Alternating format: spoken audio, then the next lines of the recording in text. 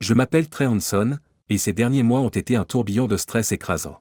Tout a commencé avec la perte dévastatrice de ma femme depuis 10 ans dans un tragique accident de voiture sur une route verglacée.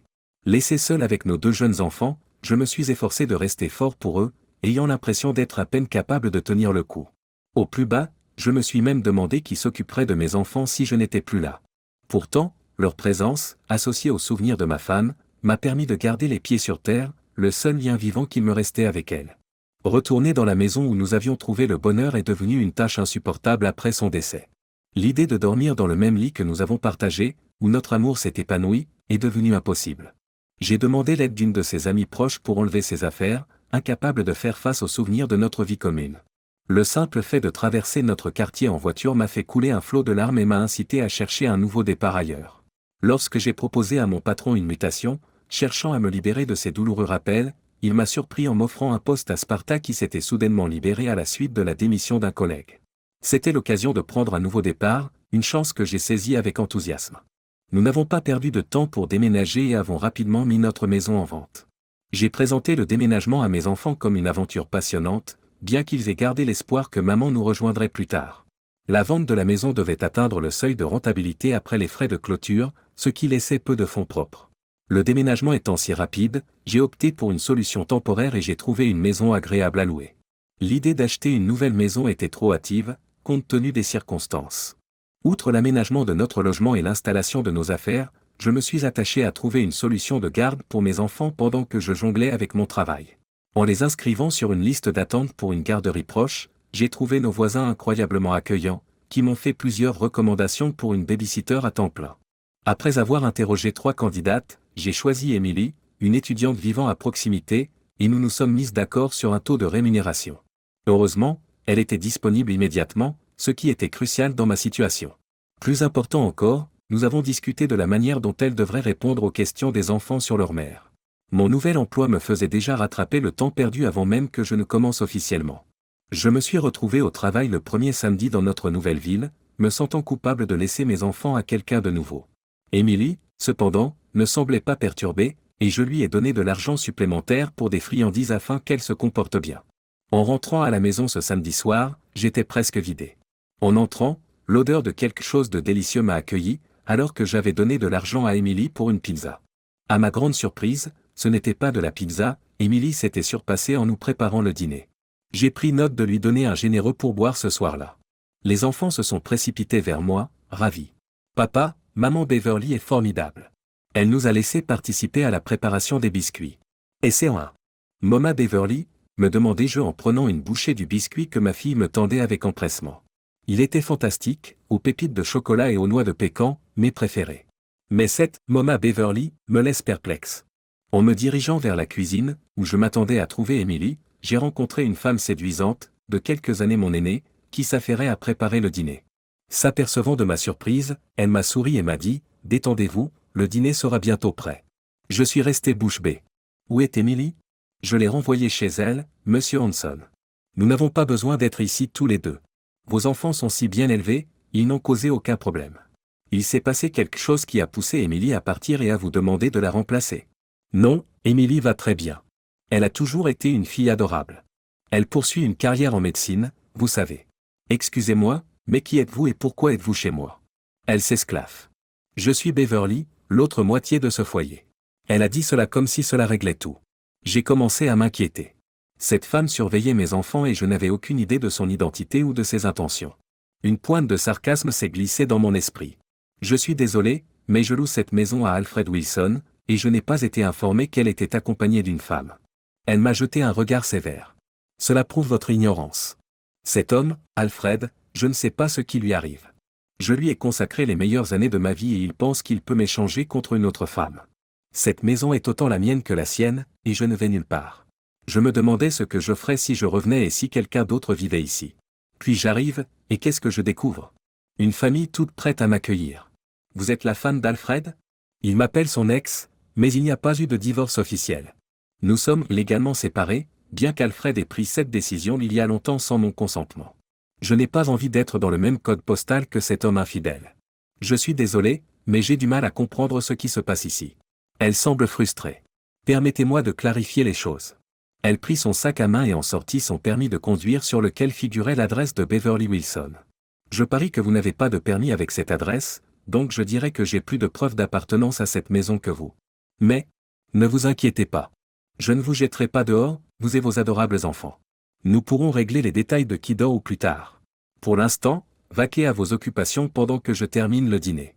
J'ai traversé le salon, hébété, mais les enfants m'ont rapidement ramené à la réalité. Ils étaient encore tout excités à l'idée de passer du temps avec Mama Beverly. Alors que j'essayais de rassembler mes idées, on nous a appelés pour faire la vaisselle. Mama Beverly nous a fait dire le Bénédicité avant le repas. J'ai été agréablement surprise par la façon dont elle a délicatement reconnu ma perte récente sans déstabiliser les enfants. Le dîner était un rôti copieux avec toutes les garnitures, rappelant les repas de mon enfance préparés par ma mère. Malgré ses bizarreries mentales, cette femme savait cuisiner. Nous avons eu une conversation agréable pendant le dîner, les enfants racontant leur journée tandis que je décrivais mon travail à Beverly, qui semblait sincèrement intéressée et impressionnée. J'ai délibérément évité de m'immiscer dans sa vie, ayant déjà un plan en tête et ne voulant pas susciter d'instabilité potentielle. Elle a décliné mon offre d'aide à la vaisselle, mais à ma grande surprise, mes enfants se sont portés volontaires, arguant qu'ils connaissaient mieux la cuisine qu'elle. Cependant, elle a subtilement laissé entendre que la poubelle avait besoin d'être nettoyée. J'ai compris le message. Après m'en être occupé et m'être retiré dans mon bureau, j'ai passé l'appel que j'avais prévu de faire plus tôt. Alfred, c'est Trey Hanson. J'ai un problème avec la maison. Je vous ai laissé les numéros de plombier et autres. Appelez-les et envoyez-moi la facture. Ce n'est pas un problème physique avec la maison, c'est... Je suis rentré et j'ai trouvé votre femme ici. Elle prétend qu'elle fait partie de la maison. Oh, bon sang. Ils étaient censés m'informer avant qu'elle ne sorte. Je suis désolé. Maintenant, vous avez peut-être compris ce qu'est mon ex-femme Beverly. Elle est, eh bien, elle n'est pas bien mentalement. Alfred, elle a renvoyé ma babysitter et a passé la journée seule avec mes enfants. Vous auriez dû me prévenir. Vous avez mis mes enfants en danger. Non, non, vos enfants n'étaient pas en danger à cause d'elle. Elle n'est pas violente, même quand elle n'est pas là. En fait, elle est très bien avec les enfants. Le choc du divorce l'a laissée dans un état constant d'illusion. Elle sait que nous ne sommes plus ensemble, mais elle pense qu'elle a toujours sa place dans notre ancienne maison. Tiens bon. Je contacterai le bureau du shérif une fois que nous aurons raccroché et je la ferai expulser. Ensuite, je chercherai à obtenir une ordonnance restrictive. Je suis vraiment désolé. Quel poids sur mes épaules en entendant le plan d'Alfred. Encore trop agité pour m'asseoir, j'ai fait les 100 pas dans la maison. Il ne m'a pas fallu longtemps pour remarquer que le rez-de-chaussée était rangé, ne ressemblant plus au chaos du déménagement. Beverly me retrouva et sembla saisir mes pensées. J'ai rangé les cartons vides dans la remise. J'ai dû y prendre mes vieilles affaires de toute façon. Pardon ? Alfred a caché mes affaires jusqu'à ce que je sache quoi en faire. J'ai essayé de lui dire de les laisser dans ma chambre, mais il tenait absolument à effacer toute trace de moi pendant mon absence. Et au cas où vous vous poseriez la question, ma chambre était la chambre d'amis. J'ai abandonné la chambre principale il y a des années. Les ronflements et la compagnie m'ont fait dormir en solo, excusez mon français. Elle change rapidement de sujet. Je me lève tôt tous les matins, alors j'essaierai de ne pas faire de bruit quand je préparerai le café et le petit déjeuner. Monsieur Hanson, avez-vous des souhaits particuliers pour le petit déjeuner du dimanche, pour vous ou les enfants, et à quelle heure doit-il être prêt? Beverly, j'apprécie vraiment tout ce que vous avez fait pour nous aujourd'hui. Tu as été formidable. Mais ne penses-tu pas que les gens pourraient raconter des ragots sur le fait que tu vis ici avec un jeune homme célibataire? J'espère que oui. Je ne suis pas beaucoup plus âgé que vous et je suis en pleine forme. J'ai d'ailleurs remarqué que vous appréciez mes atouts. D'ailleurs, certains voisins pensent probablement que c'est à cause de moi que mon mari est parti. La plupart des gens d'ici sont mes amis, ils ont compris ma situation avec Alfred, et ils comprendront cela aussi. Tous ceux qui connaissent votre situation comprennent que vous avez besoin d'une mère de substitution pour vos enfants, au moins pour le moment. Et puis, ça ne ferait pas de mal d'avoir une femme de substitution, non? Ce n'est pas donné à tout le monde d'avoir une famille et une maison toute faite comme celle-ci. Son offre de jouer les épouses de substitution m'a déstabilisé, mais je savais que défier ses illusions pouvait être risqué avec quelqu'un qui souffre de troubles mentaux. Malgré les avertissements d'Alfred, je continuais à douter de la sécurité de sa présence. Je n'avais aucune envie d'explorer ce qu'elle entendait par « femme de substitution », même si je ne pouvais pas nier qu'elle avait une silhouette impressionnante. En me dirigeant vers l'étage, j'ai vérifié la chambre d'amis. D'un espace vide, elle s'était transformée en une pièce entièrement meublée et décorée, avec ses vêtements dans le placard. En entrant dans la chambre principale, j'ai trouvé mes affaires personnelles bien rangées, ce qui m'a laissé incrédule. Mon téléphone a interrompu mes pensées. C'était Emily. Bonjour, monsieur Hanson. Je voulais juste prendre des nouvelles. Je suis ravi d'apprendre que Madame Wilson est avec vous. Elle était comme la maman du quartier quand j'étais plus jeune. Tout le monde était heureux de la voir revenir. Elle est géniale avec les enfants et tient une maison merveilleuse. Emily, je suis curieux de savoir ce qu'elle a dit sur la raison de sa présence ici. Je ne sais pas grand-chose d'elle, à part ce que son ex-mari et vous m'avez dit. Elle semble penser qu'elle est destinée à rester dans la maison, et je suis censé l'accepter. Monsieur Hanson, compte tenu de tout ce qu'elle a investi dans cette maison et dans sa famille, je ne peux pas la blâmer. Son mari l'a terriblement maltraitée. Il n'a manqué à personne quand il est parti. Il l'a même fait admettre dans un établissement psychiatrique. Mais vous avez une perle avec elle, une cuisinière et une ménagère fantastique. Vous avez de la chance. Honnêtement, tu devrais essayer de trouver un terrain d'entente avec elle. Tu n'es pas fâché qu'elle te prenne ton travail aujourd'hui? J'ai supposé que tu avais besoin d'argent. Ça m'aurait aidé, mais je préférerais la voir revenir. Elle m'a rappelé tellement de bons souvenirs. D'ailleurs, quand je l'ai vue, je n'ai pas pu résister à l'envie de lui demander de faire quelques-uns de ces fameux biscuits. J'ai déjà dévoré ce qu'elle m'a donné. Adieu régime. Il va falloir que je fasse des efforts supplémentaires pour me faire plaisir. Quoi qu'il en soit, je dois aller courir. J'ai un rendez-vous. Prends soin de toi et bonne chance. Transmettez mes amitiés à vos enfants. J'aimerais toujours faire du babysitting de temps en temps. Avant que je n'ai pu terminer ma conversation avec Emily, la sonnette de la porte m'a interrompu. Une paire d'adjoints du shérif se tenait à l'extérieur. En les invitant à entrer, j'ai attendu de pouvoir appeler Beverly dans le salon.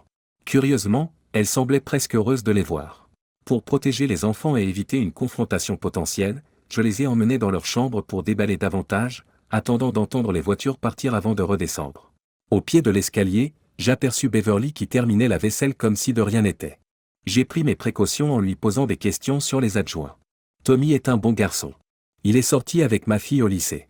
Il est venu ici sur une fausse piste. Alfred a encore essayé de me faire enlever.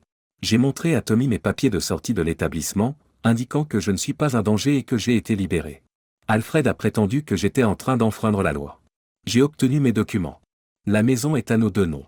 Il n'avait pas le droit de la louer sans mon accord. La propriété est en suspens dans notre soi-disant divorce. Nous nous battons depuis si longtemps qu'aucun de nous n'a les moyens de payer un avocat pour régler le problème. Techniquement, j'ai autant le droit de te demander de partir qu'Alfred avait le droit de te le louer. Je suppose que je devrais commencer à chercher un autre endroit où vivre. C'est absurde. Je me suis pris d'affection pour vos enfants. Ils ont besoin d'une mère, et vous avez besoin d'une gouvernante au minimum. Nous pourrons régler le reste plus tard. Tu n'es pas mal, tu sais. Prenons les choses au jour le jour. Vous ne voulez pas perturber à nouveau les enfants si tôt, n'est-ce pas? Pensez à eux. Une nounou à demeure? C'était logique, mais le fait d'avoir une nounou à demeure qui n'est pas en bonne santé mentale et qui semble ouverte à plus que des tâches ménagères m'inquiétait. L'heure du coucher est arrivée. J'ai pris un somnifère et je me suis retiré. Beverly abordait les enfants, leur faisant la lecture à leur demande plutôt qu'à la mienne. Le dimanche matin est arrivé et j'ai trouvé mes enfants en train de dévorer des crêpes et du bacon à la table du petit déjeuner. Beverly m'a assuré que le mien serait bientôt prêt. Après avoir pris une tasse de café, je me suis assise. Beverly, ce café est différent, dans le bon sens du terme. Quelle est la marque? Sirkoff. Il vient du Costa Rica. J'ai trouvé des sacs quand j'ai pris mes affaires dans la remise. Je le commande à un programme de mission avec lequel j'ai déjà travaillé. Ils le vendent pour soutenir leur travail. Le meilleur? Il est aussi fort que vous le souhaitez, sans aucune amertume. Je suis heureux que vous l'aimiez. Il n'y a qu'un seul endroit aux États-Unis où on peut le commander. Ça doit être cher. Laissez-moi vous rembourser. C'est absurde. Je l'apprécie aussi. Considérez-le comme ma contribution à notre nouvelle famille. J'ai failli m'étouffer lorsqu'elle a parlé de notre famille. Beverly, quand les enfants auront fini, il faudra qu'on parle. Elle avait l'air sombre. C'est ce qu'Alfred a dit avant de me faire interner. Non, je veux juste discuter de notre arrangement ici. Beverly s'illumine. Merci, Trey. Je peux vous appeler Trey. J'ai acquiescé. Nous avons besoin de règles de base. J'ai peut-être des méthodes peu conventionnelles. Je n'en doutais pas. Les enfants se sont éloignés pour regarder des dessins animés, une négociation entre eux et Beverly sur le choix de l'émission, une bataille permanente entre les représentations parentales. Si vous n'avez pas regardé de dessins animés pour enfants récemment, vous seriez surpris de constater que peu d'entre eux mettent en scène des parents à l'intelligence moyenne. Après avoir rempli notre café, nous nous sommes assis dans la cuisine pour discuter. Beverly voulait commencer. Trey, bien qu'il s'agisse techniquement de ma maison, il ne me viendrait pas à l'idée de te demander de partir avec les enfants. Voici ce que je propose, et ensuite tu pourras poser des questions. Je vivrai ici sans loyer, sans frais d'électricité ni de nourriture. En contrepartie, je m'occuperai des enfants, du linge, du ménage, des courses et de la cuisine. J'aurai besoin d'une allocation pour les courses et si j'emmène les enfants faire des achats de vêtements. Une carte de crédit pour ces dépenses, payée mensuellement, serait le plus simple. Cela semble raisonnable. Je n'ai pas encore terminé. C'est difficile d'en parler car nous ne nous connaissons pas depuis longtemps. Une partie de mes problèmes avec Alfred concernait l'intimité. Il s'éloignait, prétendant que je manquais d'enthousiasme au lit. Je lui ai dit que ses piètres performances ne m'inspiraient pas vraiment d'enthousiasme. Les femmes avec lesquelles il était au lieu de moi faisaient semblant d'être enthousiastes, mais c'est pour cela qu'il les payait, pour l'amour du ciel. Je lui ai suggéré de me payer pour que je fasse semblant moi aussi. Après cette discussion, nous n'avons plus jamais fait l'amour. Même si je suis plus âgé que toi, ma libido est plus forte maintenant. Cela fait un moment. J'espère que ça ne te dérange pas, mais j'ai envie d'intimité avec toi. J'ai peut-être plus de rides que les fans de ton âge, mais tout ce qui peut faire plaisir à un homme fonctionne encore. J'espère que vous saisirez l'occasion de le découvrir. Je pense que vous ne serez pas déçus. Si vous êtes d'accord, j'aurai parfois envie de faire l'amour, d'autres fois seulement de faire l'amour. J'ai une proposition précise pour simplifier les choses. Ce soir, allons au lit et voyons ce qui se passe. Si aucun de nous deux n'aime ça, nous nous en tiendrons à nos rôles respectifs. Nous aurons besoin d'une marge de manœuvre pour les sorties en dehors de la maison. Si cela nous plaît à tous les deux, nous pouvons être heureux ensemble. Si cela vous semble trop exagéré, nous pouvons fixer une date de déménagement pour vous et les enfants. Je vous donnerai beaucoup de temps. Qu'en dites-vous? J'ai regardé Beverly différemment. Elle était plus âgée, mais les rides étaient peu nombreuses et sa silhouette était encore séduisante. Elle était séduisante sans avoir l'air d'avoir l'âge. J'étais tenté, cela faisait longtemps que je n'avais pas été avec une autre femme. Mon désir était évident et l'offre était tentante.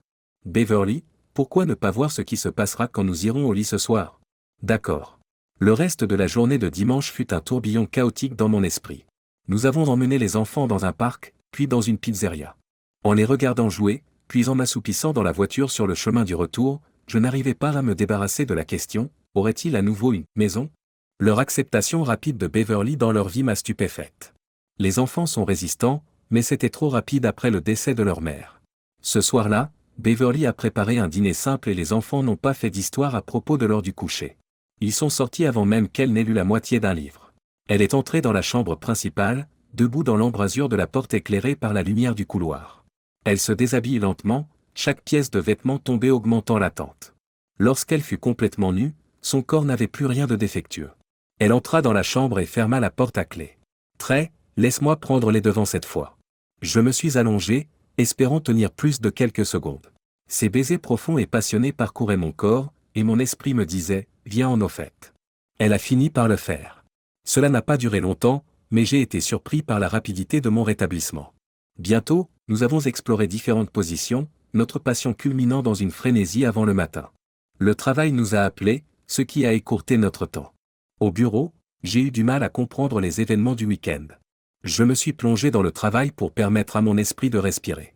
Les semaines suivantes, une routine confortable s'est installée à la maison pour les enfants et moi. Pourtant, avec Beverly, chaque rencontre intime n'avait rien de routinier. Elle était passionnée, expérimentale, réceptive. D'abord motivée par le désir, mes sentiments ont évolué. Au-delà des tâches ménagères, je trouvais du plaisir à sa compagnie et à sa conversation. J'ai remarqué des signes minimes de la maladie mentale que je craignais. Son interaction avec les enfants a renforcé notre transition dans cette famille reconfigurée. J'étais plongé dans une recherche critique à mon bureau lorsque mon téléphone portable a sonné. D'abord vexé par l'interruption, j'ai jeté un coup d'œil à l'écran et j'ai remarqué que c'était Emily qui appelait. Monsieur Hanson, il y a un énorme problème. J'ai les enfants avec moi. Madame Wilson a été emmenée pour une évaluation de sa santé mentale. Son ex-mari lui a signifié un mandat d'intrusion, et les choses ont dégénéré. Elle a fait une crise, a dû être maîtrisée, et on l'a laissé m'appeler pour que je m'occupe des enfants. Elle vous aurait appelé, mais j'étais plus proche. J'ai un cours bientôt, alors tu peux rentrer à la maison, ou je les dépose à ton bureau? J'arrive tout de suite. Je me suis précipité à la maison et j'ai pris en charge les enfants. Ils étaient ébranlés par ce qu'ils avaient vu pendant la cérémonie, craignant pour la sécurité de Mama Beverly. J'ai fait de mon mieux pour les apaiser, et un passage au McDonald's a fini par calmer leurs larmes. Pendant ce temps, je cherchais une solution. J'ai téléphoné à Alfred, dont le mécontentement était évident. Il a insisté sur le fait que c'était son affaire à lui seul, conformément au tribunal, bien que Beverly et lui soient copropriétaires de la maison. Il a admis avoir essayé de la pousser à vendre sa part ou l'ensemble de la propriété pour partager le capital, mais elle était résolue à la garder, coincé dans une impasse financière. Cette conversation m'a amené à prendre une décision. Par la suite, j'ai contacté les autorités au sujet de Beverly. J'ai eu du mal à obtenir des informations sur son état, car je n'étais pas un parent. Même en prétendant qu'elle était mon employée, je n'ai obtenu aucun détail. J'ai fini par savoir quand je pourrais lui rendre visite, quelques jours plus tard. Avec l'aide d'Emily, nous avons organisé la garde des enfants avec l'aide de sa mère et d'une amie. Lorsque j'ai enfin vu Beverly, elle avait l'air épuisée. Elle n'était pas maquillée, ses cheveux étaient ébouriffés et ses yeux étaient sans vie. En me voyant, elle a fondu en larmes. Je suis désolé, très. Les enfants vont bien? Les enfants vont bien, mais tu leur manques. Et tu me manques aussi. Vraiment? C'est très important pour moi. S'il te plaît, dis-leur combien il me manque aussi. Beverly, comment tenez-vous le coup? Une idée de la date de votre libération? Cela va prendre un certain temps. Plus d'évaluation, de thérapie, et plus de médicaments qui me rendent flou. Peut-être qu'ensuite ils envisageront de me laisser partir. Pouvez-vous demander une dérogation pour que je puisse avoir des nouvelles de votre état? Demandez à la directrice des soins infirmiers. Elle saura. Je suis désolé, très. Vous étiez tout comme une famille. Je l'ai perdu quand ils m'ont dit qu'ils devaient me sortir de chez moi. J'ai parlé à la directrice des soins infirmiers pour obtenir des informations sur Beverly. Elle s'est enquise de ma relation avec elle et a mentionné que le fait d'avoir un tuteur accélérerait sa libération. J'ai poursuivi la procédure. Beverly a été évaluée par une équipe de professionnels et j'ai demandé à devenir son tuteur. Son ex-mari n'étant pas intéressé et ses enfants adultes n'étant pas disponibles, j'ai obtenu la tutelle complète à l'issue d'une audience. Quelques semaines plus tard, Beverly est rentrée chez elle sous ma responsabilité. Les retrouvailles ont été émouvantes mais joyeuses. J'ai laissé les enfants passer autant de temps qu'ils le souhaitaient avec elle. En les observant ensemble, j'ai remarqué que Beverly avait perdu du poids, en espérant qu'elle le reprenne. Ses talents culinaires étaient évidents, mais j'ai suggéré de manger au restaurant pour changer. J'ai supposé que sa menace de me « couper les couilles » pour avoir suggéré le contraire était une plaisanterie. Une fois les enfants couchés, Beverly est venue chercher du réconfort sur le canapé. « Très, est-ce que tu tiens vraiment à moi? Je sais que tu as été gentil, mais était-ce par amour ou par commodité? » Sa question m'a piqué au vif. « Beverly, je tiens vraiment à toi. Si je ne t'aime pas maintenant, je crois que c'est un amour qui peut grandir. J'apprécie tout ce que tu as fait pour les enfants, cette maison et moi, vraiment. Même si cela fait peu de temps, je veux que tu fasses partie de nos vies indéfiniment. Mon hésitation n'est pas liée à mes sentiments, mais au fait que je ne veux pas avoir l'impression de rebondir après avoir perdu ma femme. J'espère et j'attends avec impatience un avenir ensemble. Très, qu'est-ce que je suis censé faire pour Alfred? Juste au moment où je pensais que les choses s'amélioraient, bam. Il met à nouveau le bazar. Je suis tenté de lui donner ma moitié de la maison et d'en finir, mais ça ne ferait que le rendre trop heureux. Tu ne peux pas faire ça. Pourquoi? L'autre moitié de la maison ne lui appartient plus. Qui? Ton futur mari potentiel. J'ai entendu dire que lui et ses enfants venaient avec la maison. Beverly s'est penchée en arrière, comprenant l'implication de mes mots. Penses-tu que mon tuteur approuverait que je me marie? J'ai laissé mon baiser servir de réponse à sa question. Beverly, as-tu trouvé mon costume bleu à rayures? Oui, très. Il est au pressing. Mais il n'était pas sale et j'avais l'intention de le porter aujourd'hui. Très, mon amour, qui s'occupe de la lessive ici, toi ou moi? Si tu veux t'occuper des tâches ménagères, ne te gêne pas. Non, j'aurais aimé que tu me consultes d'abord. Chérie, si je te consultais pour chaque décision ménagère, tu n'irais jamais au bureau. Mets un autre costume et va travailler. Cet incident m'a alerté, depuis qu'Alfred m'a mis en garde lors de la fermeture de la maison. J'étais prêt à le confronter, mais il était là pour me conseiller. Très, Beverly souffre de troubles bipolaires, connus auparavant sous le nom de maniaco-dépression. Même sous traitement, elle penche du côté maniaque. C'est incroyable d'être près d'elle dans ces moments-là, mais tu dois surveiller ses médicaments. Elle peut arrêter de les prendre sans prévenir. Sa phase maniaque se traduit par une grande énergie, des projets excessifs et un besoin de contrôle. Si elle est contestée, elle considère les autres comme des ennemis. Dans ce cas, partez avec les enfants. Plus tard, elle s'enfoncera dans une profonde dépression, pouvant représenter un risque pour elle-même. Elle s'excusera, mais n'assumera pas ses responsabilités. C'est un cycle de plusieurs années. Nos enfants n'ont pas contesté votre tutelle par amour pour elle, mais ils ont leur propre vie maintenant. Très, je te recommande de voir un thérapeute si tu es décidé à rester avec elle. Tu auras besoin de conseils pour repérer l'escalade de sa manie, la ralentir et la convaincre de demander de l'aide. Bonne chance, je n'y suis jamais parvenu. Au début, j'ai pensé que les paroles d'Alfred provenaient de l'amertume, et j'ai balayé sa suggestion de suivre une thérapie. Je suis resté vigilant à la maison pendant un certain temps, mais je n'ai rien remarqué d'important qui m'ait semblé bizarre chez Beverly. D'après ce que j'ai pu voir, Elle semblait tout à fait positive. Beverly et moi nous sommes mariés environ 3 mois après la finalisation de son divorce avec Alfred. J'ai expliqué que nous avions besoin de ce temps pour accumuler suffisamment de jours de vacances pour notre lune de miel. Curieux de savoir où un jeune marié avec 2 enfants pourrait partir en lune de miel? Disney World, avec les enfants. Beverly estimait qu'il était trop tôt pour laisser les enfants à quelqu'un d'autre. Nous nous sommes bien amusés, même si le fait d'entendre « It's a small world » trop souvent a mis notre patience à rude épreuve. Elle était un parent aimant mais ferme, plus strict que ma première femme ou moi-même ne l'aurions été. Les enfants ont un peu résisté au début, en disant « Mais maman ne nous a jamais fait faire ça », mais cela s'est estompé. Nous nous sommes installés dans une routine sans heure majeure. J'ai remarqué que, malgré son âge, Beverly avait plus d'énergie, ce qui la faisait paraître plus jeune.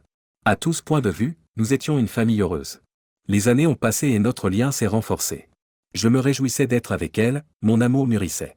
Je savais que cela venait en partie du fait que j'avais besoin de quelqu'un pour remplir les rôles de mère et de femme au foyer qui nous avaient été retirés.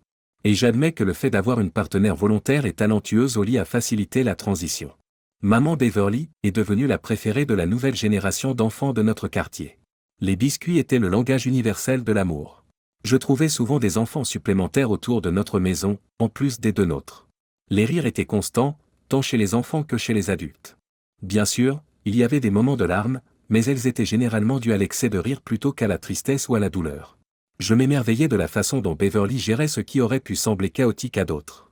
En tant que mari, j'ai fait un effort conscient pour ne pas considérer Beverly comme acquise, une erreur que je pensais avoir commise avec ma première femme, même si elle n'aurait pas été d'accord si on lui avait posé la question. Il m'arrivait de penser à ma première femme, de me demander si j'aurais dû exprimer davantage mon amour ou mieux le montrer. Je ne voulais pas répéter les négligences du passé avec Beverly. Chaque compliment, chaque cadeau ou bouquet spontané lui arrachait des larmes de joie. De toute évidence, Alfred n'était pas du genre à exprimer librement son amour ou son affection. Mais Beverly m'a fait sentir que j'étais choyé. Elle prenait des pauses pour rendre visite à ses filles issues de son précédent mariage et à leur famille. À la naissance de son premier petit enfant, il a été difficile de la convaincre de rentrer chez elle. Pourtant, un appel de mes enfants lui disant à quel point elle leur manquait l'a incité à réserver un vol pour rentrer le lendemain. C'est alors que la vie a pris un tournant, le côté sombre est apparu. Nous nous trouvions dans un parc voisin, par une belle journée de vent et de fleurs, lorsqu'un incident inattendu s'est produit. Amy, notre fille, s'est égarée pour ramasser un frisbee, mais elle a déclenché l'action d'un pitbull. Le chien l'a attaqué avant que je ne puisse l'atteindre à temps. La peur m'a envahi alors que j'imaginais le pire. J'ai sprinté, avec l'impression que mes jambes étaient alourdies par du plomb. J'ai regardé avec étonnement Beverly se déplacer à une vitesse que je n'avais pas imaginée pour quelqu'un de son âge. Elle s'est jetée sur le chien, l'éloignant d'Amy. Mais ce faisant, elle est devenue le nouveau point de mire de l'agressivité du chien. Luttant pour éloigner les dents du chien de son visage et de sa gorge, Beverly s'est désespérément accrochée au collier tandis que les griffes du chien faisaient des ravages. Le pitbull, massif et puissant, était à la hauteur de la force de Beverly. Son appel à l'aide résonne alors que sa poigne faiblit. À ce moment-là, le propriétaire du chien est intervenu, a tenu le chien en laisse et l'a éloigné. Mon premier souci a été Amy. Elle pleurait, mais à l'inspection, elle semblait surtout avoir des égratignures et des vêtements déchirés. Je l'ai serrée contre moi, mon fils s'accrochant à ma jambe. Nous nous sommes précipités vers l'endroit où Beverly gisait, complètement vidée par la lutte. Du sang maculait diverses parties de son corps, s'infiltrant à travers les vêtements. Le propriétaire du chien, qui s'excusait maintenant, a expliqué le comportement inhabituel de son chien, tenant le chien qui aboyait et qui s'était lancé vers Beverly. Craignant une nouvelle attaque, j'ai exigé qu'il retire son chien. Amy et Beverly étaient visiblement traumatisés. Amy, d'abord accrochée à moi, est devenue agitée, poussant et pleurant jusqu'à ce qu'elle atteigne Beverly, insistant pour qu'on la tienne malgré les protestations de Beverly au sujet de ses vêtements ensanglantés. La police et une ambulance sont arrivées peu après. Les blessures de Beverly étaient suffisamment graves pour que les ambulanciers conseillent un transport immédiat aux urgences. Amy a refusé catégoriquement d'être séparée de Beverly, et toutes deux ont été emmenées à l'hôpital dans l'ambulance. Mon fils et moi sommes restés sur place pour parler de l'incident avec la police avant de nous précipiter à l'hôpital. L'un des officiers nous a informé qu'ils avaient contacté le propriétaire du chien, confirmant que le chien était bien vacciné contre la rage. J'étais soulagé, je me souvenais de l'agonie de recevoir des vaccins en raison d'une exposition possible à la rage et j'étais reconnaissante qu'Amy n'ait pas eu à endurer cela en plus de tout le reste. Une fois admise dans la salle d'urgence, Amy était parée de bandages de personnages de dessins animés, visiblement secouée mais plus calme. Beverly avait des blessures plus importantes nécessitant des points de suture, j'ai donc attendu que les infirmières aient fini avant de m'approcher d'elle. J'ai essayé d'éloigner gentiment Amy, mais elle s'est accrochée à Beverly, réclamant « Maman », tandis que Beverly pleurait instantanément. Inquiète de voir les blessures de Beverly s'aggraver, j'ai demandé, mais elle m'a fait remarquer autre chose. « Tu as entendu comment Amy m'a appelé ?» Réalisant qu'Amy avait laissé tomber le « Beverly », j'ai deviné, juste « Maman » cette fois-ci. Oui, c'est la première fois qu'elle lâche « Beverly ». Je pense que cela signifie qu'elle me considère comme sa maman maintenant. J'ai eu les larmes aux yeux en réalisant cela. Cette nuit-là, Amy et Beverly ont partagé le lit d'Amy pour se réconforter, une routine qui s'est poursuivie pendant un certain temps. Les nuits étaient difficiles, des cauchemars les hantaient toutes les deux à cause de l'attaque du chien. Elles se sont soutenues mutuellement du mieux qu'elles ont pu.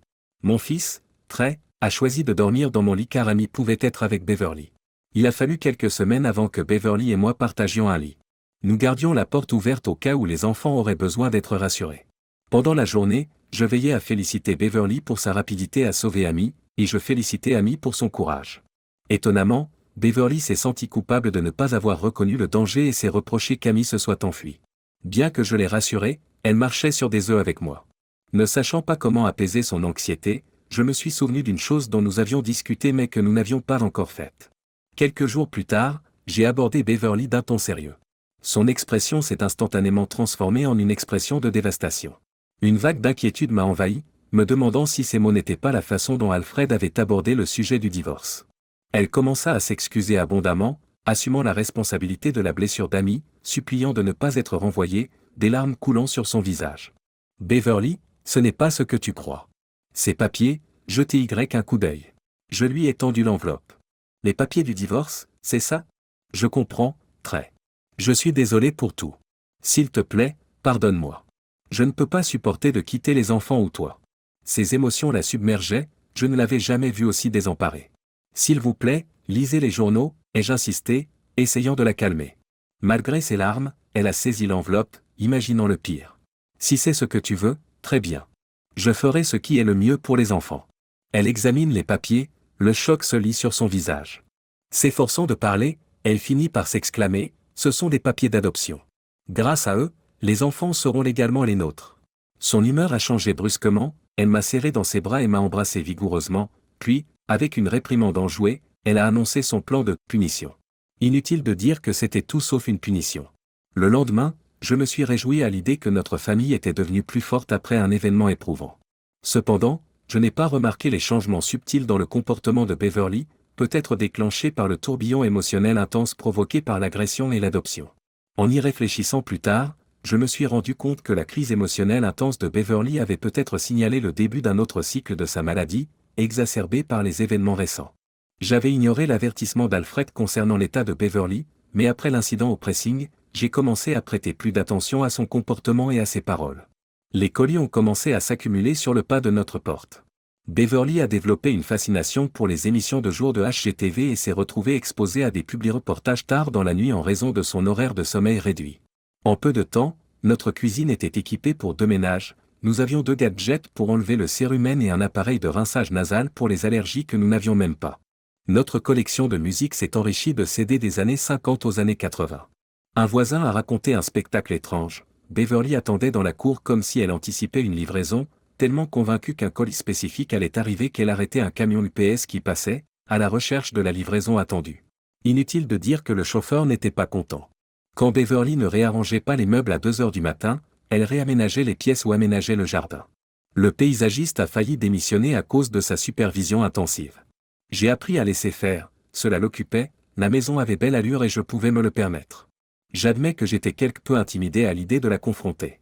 Lors d'un dîner, Beverly nous a surpris avec un plat qui aurait pu ravir un végétalien mais horrifier un carnivore. Les enfants ont refusé jusqu'à ce que Beverly leur fasse miroiter un dessert. Ils auraient dû s'en douter, les desserts ne contiennent généralement pas le mot « épinard » dans leurs ingrédients. Elle était contrariée mais a fini par renoncer à imposer des repas sains, probablement parce que les aliments biologiques n'étaient pas seulement sains, ils étaient aussi coûteux. Je soupçonne qu'elle n'appréciait pas vraiment le goût des repas, politiquement corrects, mais qu'elle ne voulait pas nous l'avouer. Notre conflit le plus vif durant cette période a éclaté à propos de photos. En arrivant à la maison un soir, j'ai découvert que Beverly avait remplacé les photos du manteau et du mur où figurait mon ex-femme, la mère des enfants, par des images de notre nouvelle famille. J'ai dû faire preuve de beaucoup de retenue pour ne pas la confronter immédiatement.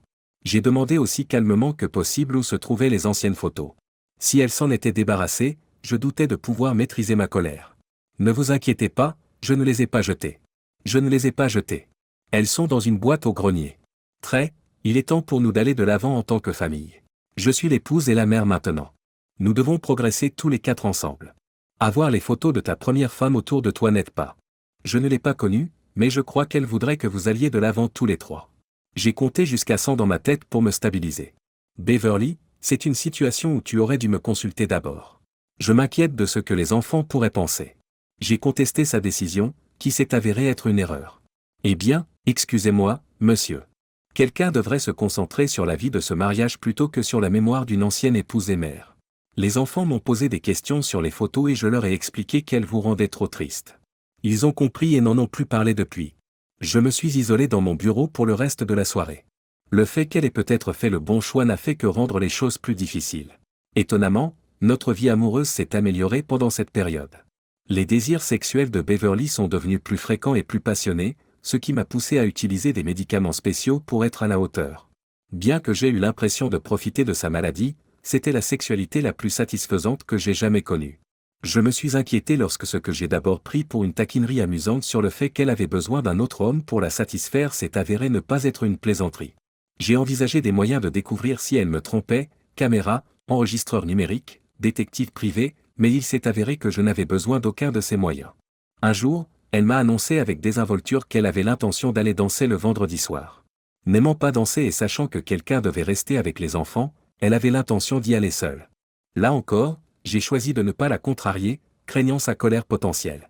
Mais mon silence semblait indiquer qu'elle approuvait non seulement le fait de danser avec d'autres hommes, mais aussi le fait de chercher à se satisfaire ailleurs. En rentrant chez moi un soir, j'ai trouvé un étranger qui se prélassait sur le canapé de mon salon. Beverly est entrée de la cuisine et l'a présenté comme son amant, Ben, avec autant de désinvolture que si elle présentait un nouveau coiffeur. « Attends, tu viens de dire que c'est ton amant. J'apprécie tes efforts dans notre vie sexuelle. Il ne s'agit pas d'avoir besoin de mieux ou de différent, juste de plus. J'ai dit que je trouverais d'autres formes d'intimité. Depuis quelques semaines, Ben répond à ce besoin. Nous avons l'intention de continuer, mais les chambres d'hôtel commencent à coûter cher. Nous avons besoin d'un horaire où toi et les enfants êtes dehors quand Ben est ici. Tu veux que je sois d'accord avec ça? Sérieusement? Allez, ne fais pas comme si tu ne t'étais pas égaré avec certaines des femmes de ton bureau. Ces soirées tardives et ces conférences signifient quelque chose. Je ne t'ai pas fait de reproches à ce sujet, n'est-ce pas? Je peux vous dire que je n'ai pas été avec quelqu'un d'autre parce que je ne l'ai pas été. Et ne vous défilez pas. Tu viens d'admettre que tu as triché avec ce type. Trompé? Tu sais que je ne tricherai pas. Je complète juste ce dont j'ai besoin au lit. Tu fournis ce que tu peux, et Ben comble le reste. Ce n'est pas de la triche, alors pas besoin de le cacher. J'ai pensé que vous devriez le rencontrer puisque vous pourriez tomber sur lui. Vous avez des intérêts communs, vous pourriez être amis. Ben s'est levé en souriant et a tendu sa main pour serrer la mienne. J'ai affronté Ben et lui ai donné un coup de poing sur le nez. Pendant que Beverly s'occupait de son nez ensanglanté, je me suis excusé et je me suis précipité dans le jardin. J'ai rapidement rassemblé les enfants et nous nous sommes faufilés discrètement jusqu'à ma voiture, que nous avons quittée en toute hâte. Ignorant les appels de Beverly sur mon téléphone portable qui sonnait, j'ai conduit jusqu'à un motel, gardant délibérément le secret sur l'endroit où nous nous trouvions. Au cours des semaines suivantes, Beverly a contacté toutes les personnes que nous connaissions, racontant des histoires dans lesquelles j'étais dépeint comme tout ce qu'il y a de plus diabolique, à l'exception d'un pirate de l'ère inconnue du 11 septembre. Ceux qui ne connaissaient pas son passé de comportement erratique l'ont cru, ce qui a conduit les gens à me fuir. Heureusement, ceux qui la connaissaient se sont rendus compte que quelque chose n'allait pas. Heureusement, la police la connaissait et m'a parlé. Pour protéger les enfants du côté sombre de Beverly et des propos ignobles qu'elle tenait à mon égard, nous avons déménagé d'un motel à l'autre. Elle a dépensé beaucoup d'argent en avocat pour obtenir la garde des enfants, et j'ai dû faire de même. Nos conversations, lorsqu'elles avaient lieu, se terminaient généralement par le fait que je l'exhortais à chercher de l'aide, ce qui l'exaspérait mais la réduisait temporairement au silence. Je veillais à ce qu'elle voie les enfants, mais je restais ferme face à ses demandes excessives. La menace d'une ordonnance restrictive a mis un frein à ses ardeurs. Alfred l'a conseillé sur la procédure, étant lui-même passé par là. Cette ordonnance lui aurait interdit de me contacter ou de contacter les enfants. J'ai surveillé de près ses interactions avec les enfants. Si elle déviait de manière inappropriée au cours d'une conversation, je mettais fin à la visite sans délai. Elle a fini par apprendre à apprécier le temps qu'ils passaient ensemble sans dénigrer leur père. Le tournant s'est produit lorsqu'elle a attaqué son amant pour une raison insignifiante. Il avait toléré ses excentricités pour la relation physique. Mais un soir, les choses ont dégénéré et il s'est défendu de manière agressive. Elle s'est retrouvée aux urgences et j'ai été appelé pour parler à son médecin. Ben a été arrêté et a disparu après avoir payé sa caution. Le médecin qui l'a soignée aux urgences a révélé qu'elle avait envisagé de se suicider au cours de l'examen. L'émergence de la dépression a fait prendre conscience de son comportement récent à mon égard, à l'égard des enfants et à l'égard de son amant. Elle a passé beaucoup de temps en larmes, implorant qu'on la libère de ses souffrances. Un transfert à l'hôpital psychiatrique qu'elle connaissait bien a été recommandé et j'y ai consenti, obtenant ainsi une tutelle d'urgence. Lorsqu'on m'a proposé de lui rendre visite avant son transfert, j'ai accepté. Lorsque je suis entré dans la salle de traitement, Beverly s'est recroquevillée en position fétale sur le lit, sanglotant de manière incontrôlable. Je suis tellement désolé, très. Je ne sais pas pourquoi je fais ces choses. Les enfants vont bien? Que leur as-tu dit à mon sujet? Tu as dit que j'étais fou? Je leur ai dit que tu n'allais pas bien. Quand je les verrai la prochaine fois, je leur expliquerai que tu te fais soigner pour aller mieux. Retenant mes émotions, j'ai continué, comment te sens-tu maintenant? Je veux juste que ça s'arrête. Ils auraient dû me laisser partir. C'est mieux pour tout le monde. Je vous ai fait tellement de mal, à toi et aux enfants. Je n'arrive pas à croire que j'ai fait ces choses. Prendre un amant et l'exhiber devant toi. J'étais tellement malade, mais je n'ai pas réalisé. Pourquoi ne m'as-tu pas dit à quel point j'agissais mal et ne m'as-tu pas poussé à chercher de l'aide? J'ai essayé, mais tu étais convaincu de tes actes. Tu étais tellement sûr de toi que tu ne voyais pas plus loin. Je ne savais pas quoi faire, alors j'ai attendu que tu redescendes. Eh bien, n'attends pas plus longtemps. Demande le divorce. Je ne veux rien, mais j'aimerais avoir des nouvelles des enfants. Je dois te laisser aller de l'avant et trouver quelqu'un de fiable. Une faveur, même si je ne la mérite pas, dites à mes petits anges que je les aime, s'il vous plaît. Absolument, je leur dirai. Ils t'aiment et espèrent que tu iras mieux. Ces paroles ont suscité plus de larmes et d'excuses de la part de Beverly. Avec le temps, ses pleurs et ses paroles se sont calmées. Puis elle reprit la parole. Tu n'es pas obligé de rester pour moi. Pourquoi ne rentres-tu pas chez toi, ne t'occupes-tu pas de tes enfants et n'avances-tu pas dans ta vie? Tu es encore assez jeune pour trouver quelqu'un d'autre qui sera la femme dont tu as besoin et la mère que nos enfants méritent. Nous ne voulons personne d'autre. Nous attendrons. S'il te plaît, ne le fais pas. Je n'en vaux pas la peine. Je n'en vaux pas la peine. Nous avons attendu plusieurs mois, et finalement, Beverly a montré une amélioration substantielle, bien qu'avec un comportement plus calme. Ces nouveaux médicaments ont calmé son énergie habituelle. La vie est redevenue satisfaisante, même si la menace imminente de sa maladie refaisait surface. Il s'agissait d'une paix précaire, où l'on appréciait chaque jour avec Beverly comme il venait. Des années plus tard, le cycle de sa maniaco-dépression s'est déclenché alors que les enfants étaient à l'université. Elle n'est pas sûre de l'élément déclencheur, mais il pourrait s'agir de sa réaction au syndrome du nid vide. Cette fois, son corps plus âgé semblait s'user plus rapidement pendant la phase maniaque. Tragiquement, cet épisode s'est terminé par son suicide réussi lors d'une crise de dépression à la maison. Malgré des signes de rétablissement, elle m'a convaincu d'aller travailler plutôt que de rester avec elle. Elle savait exactement quoi dire. J'ai pris de ses nouvelles depuis mon bureau, mais il était trop tard lorsque je suis rentré à la maison et que je l'ai trouvée sans vie dans la baignoire, des heures après son décès. Elle avait laissé un petit mot, « Je suis désolé de ne pas être là pour nettoyer le désordre que je fais ». Elle avait placé des produits de nettoyage à côté de la baignoire, à l'intention de ceux qui voudraient bien ranger. J'ai fondu en larmes. Beverly a souhaité être incinérée. 2 urnes étaient posées sur une table. Ses premiers enfants ont pris une urne après s'être remémoré les moments passés avec elle. Mes enfants ont partagé leurs meilleurs souvenirs de « Mama Beverly » avant de prendre leur urne. Ils ont accepté d'enterrer chaque moitié des cendres à côté d'Alfred et de moi quand notre heure viendra. Emily avait préparé une assiette de biscuits au chocolat et au pacan de Beverly et l'avait placée sur la table. Elle a dit qu'elle devait le faire pour tout ce que maman Beverly avait fait pour elle. J'ai été heureuse de voir Alfred à l'enterrement avec ses enfants et ceux de Beverly. Je pense qu'il a versé autant de larmes que n'importe qui d'autre. Beverly était une femme spéciale. Elle avait le fardeau de savoir, après chaque cycle, que cela se reproduirait probablement, elle se comporterait mal lorsqu'elle ne reconnaîtrait pas le côté maniaque de la perte de contrôle. Malgré cela, elle a élevé 2 générations d'enfants qui ont réussi et a rendu 2 maris heureux, la plupart du temps. Bien que cela ait été difficile, je n'ai jamais regretté d'avoir attendu qu'elle sorte de son cycle. Je regrette juste de ne pas l'avoir surveillée de plus près la dernière fois. C'est mon plus grand regret dans ma relation avec Beverly. En vérité, grâce à elle, les bons moments valaient la peine de tolérer les mauvais. Repose en paix, Beverly, repose en paix.